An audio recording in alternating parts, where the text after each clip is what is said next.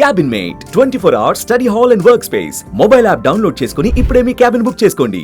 So ఆయన చూసి director అయ్యారు, ఆయన చూసే మళ్ళీ యాక్టర్ అవ్వాలనుకున్నారా? యాక్టర్ సార్ ఒక డైరెక్టర్ ఎప్పుడైనా కానీ ఇంకో పెద్ద డైరెక్టర్ అవుదాం, ఇంటర్నేషనల్కి సంబంధించి ఒక ఫీలింగ్ ఉంటుంది. ఇది యాక్టర్ టర్మ్స్ ఏంటి సార్? అసలు అది నాకు సంబంధం లేని ఇష్యూ క్వశ్చన్. అది కూడా దిల్ రాజ్ ప్రొడక్షన్. సడన్గా తను అన్నాడు, ఓకే అన్నాను అంతే. ఆ తర్వాత ఏదో అయితే నేను ఒప్పుకున్నది దేనికి అని అంటే, అప్పుడు నేను బాగా హెఫ్టీగా ఉండేవాడిని. సరే మనం జిమ్కి వెళ్ళి ఫస్ట్ సన్నబడవచ్చు కదా అనే ఉద్దేశంతో ఓకే డన్. ఒక 1 year పోయినా కూడా నా గురించి కదా, నా బాడీ దీని గురించి అని అనుకున్నాను. అది అలాగా ఆ 1 year జిమ్కి వెళ్ళడం రావడం ఇదే తప్ప ఈ స్క్రిప్ట్స్ వినటం ఈ లైన్ కట్ అయిపోయింది. ఓకే, కరెక్ట్గా కరోనా వచ్చేసింది. అది ఏదో అయిపోయింది.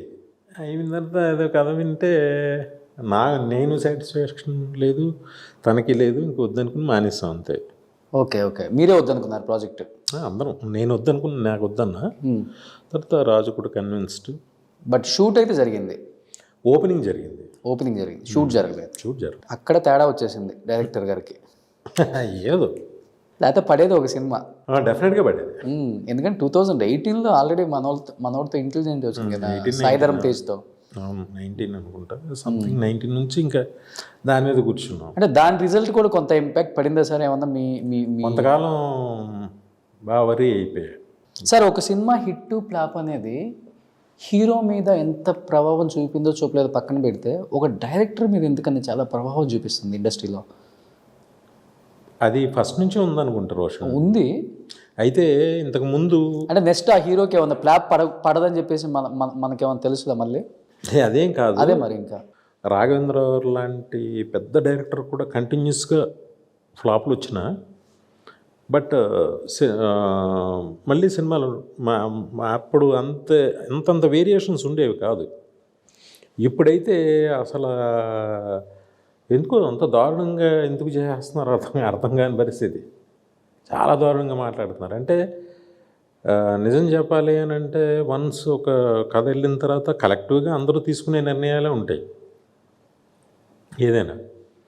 కానీ మొత్తం డైరెక్టర్ మీద ఫ్లాప్ అనగానే డైరెక్టర్ మీదకి అలా తోసేస్తున్నారు. హిట్లో మాత్రం చాలా చిన్న భాగం ఇస్తున్నారు. అది మన హిట్లో ఉన్నప్పుడు కనిపించదు, కొంచెం గ్యాప్లో ఉన్నప్పుడు అయితే బాగా కనిపిస్తుంది.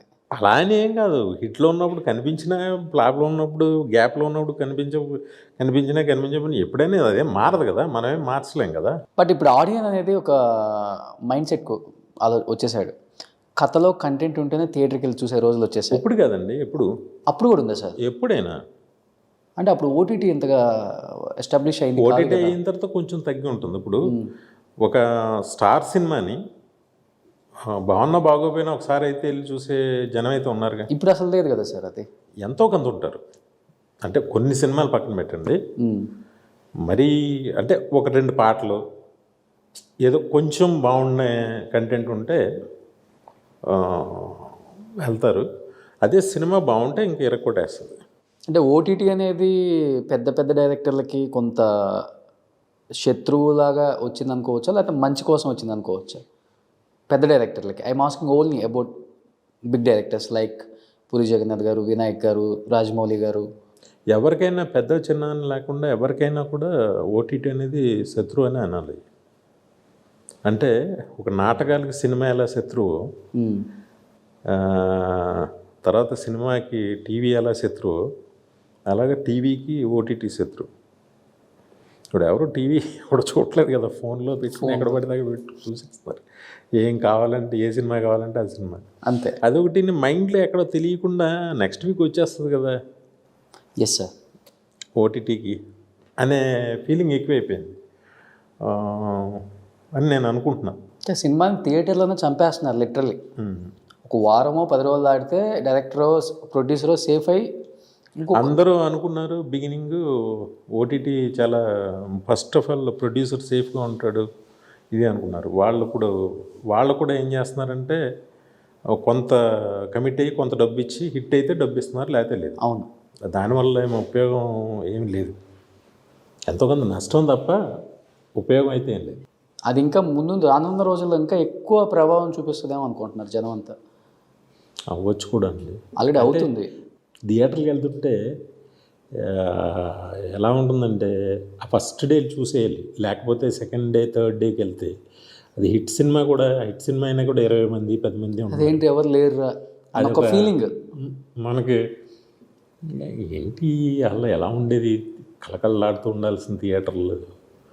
రోడ్డు మీద వెళ్తున్నప్పుడు జనం చూస్తాం ఎంత ఆనందం అంటే థియేటర్ బయట ఇప్పుడు ఎక్కడ కనిపించట్లేదు అసలు. ఎస్పెషల్లీ మీలాంటి మూవీస్కి బీసీ సెంటర్లలో ఎలా ఉంటుంది సార్? బీసీ అండి ఇక్కడ కూడా. అయ్యో అసలు గోకుల్ గీకులు వీటిలన్నింటి దగ్గర అసలు మల్టీప్లెక్స్ల దగ్గర ప్రసాద్ ఐమాక్స్కి సరదాగా వెళ్ళి అలా బయట నుంచి చూస్తుంటే ఫస్ట్ పెద్ద సినిమా రిలీజ్ అంటే అలా జాతర కింద ఉండేది.